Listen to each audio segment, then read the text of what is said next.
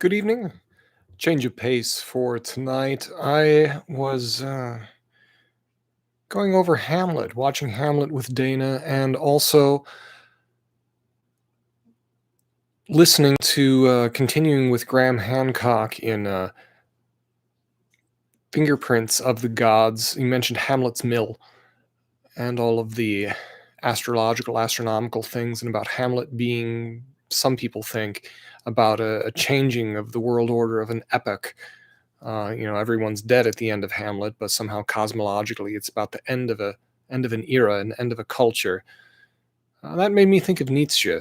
So I'll start this. I think this is apropos. This is apropos to our time. It's been apropos ever since it was written more and more so. But as Nietzsche also wrote, these things take time.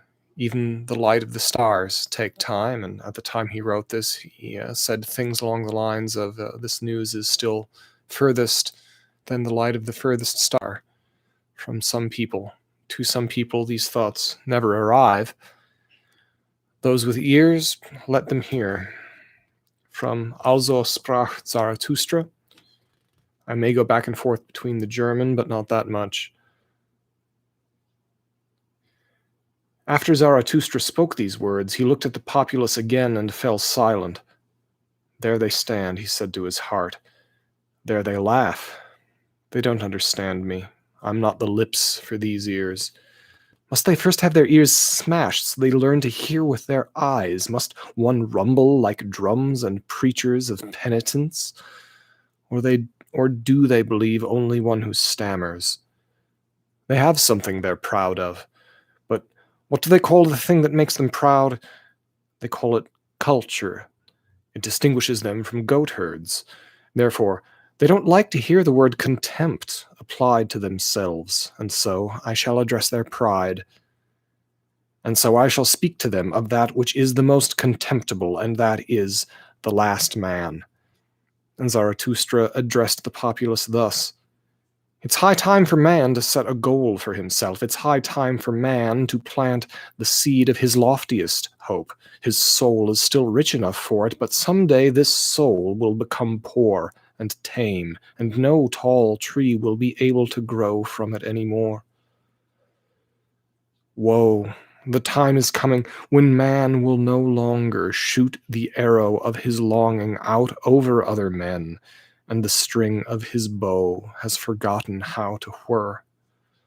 I say to you, one must still have chaos within oneself if one is to be able to give birth to a dancing star.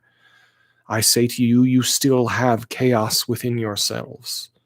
Woe! The time is coming when man will no longer be able to give birth to a star. Woe! The time of the most contemptible man is coming, one who can no longer despise himself.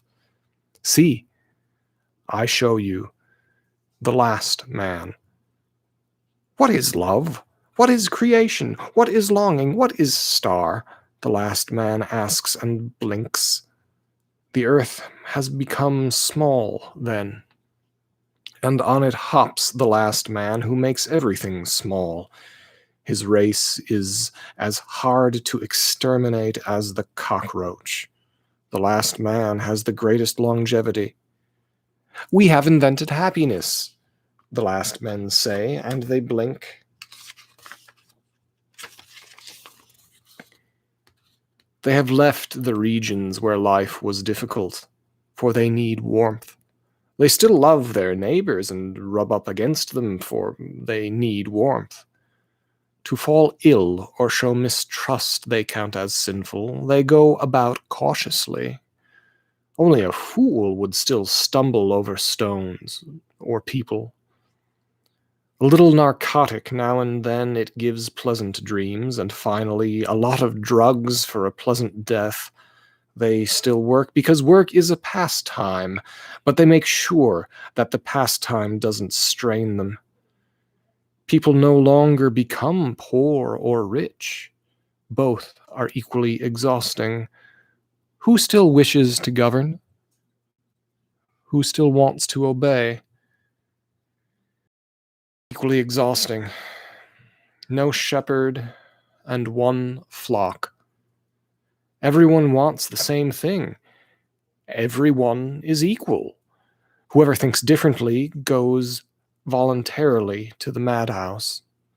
Oh, in the past, the whole world was insane, the most cultured ones say and blink.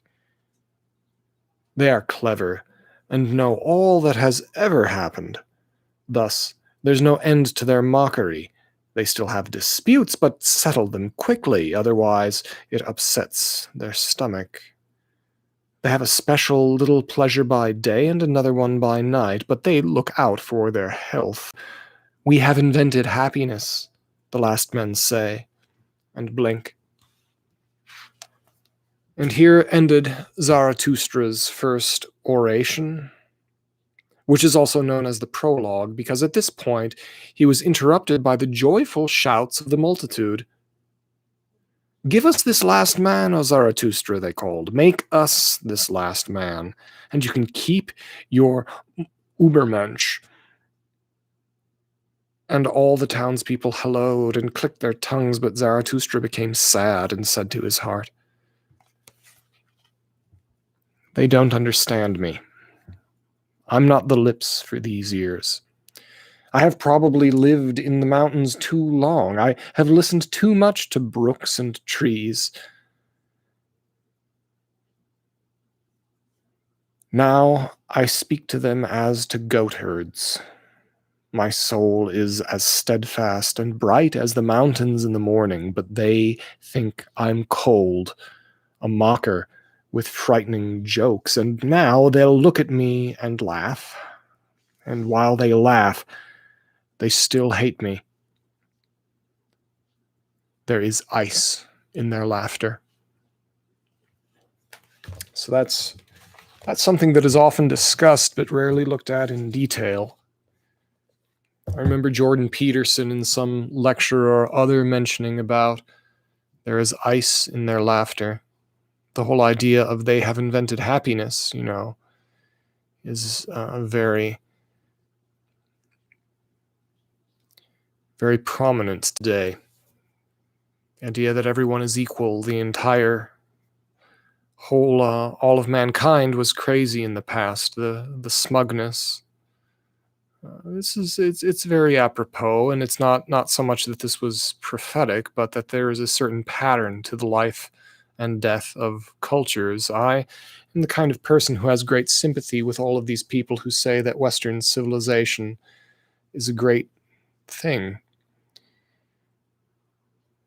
No civilization is perfect, but there is no civilization in history that I would consider greater or more pleasant to live within. Anyone who disagrees with that, I suggest to continue reading or go camping. The fact about it, though, is that the culture is dead. Culture remains dead.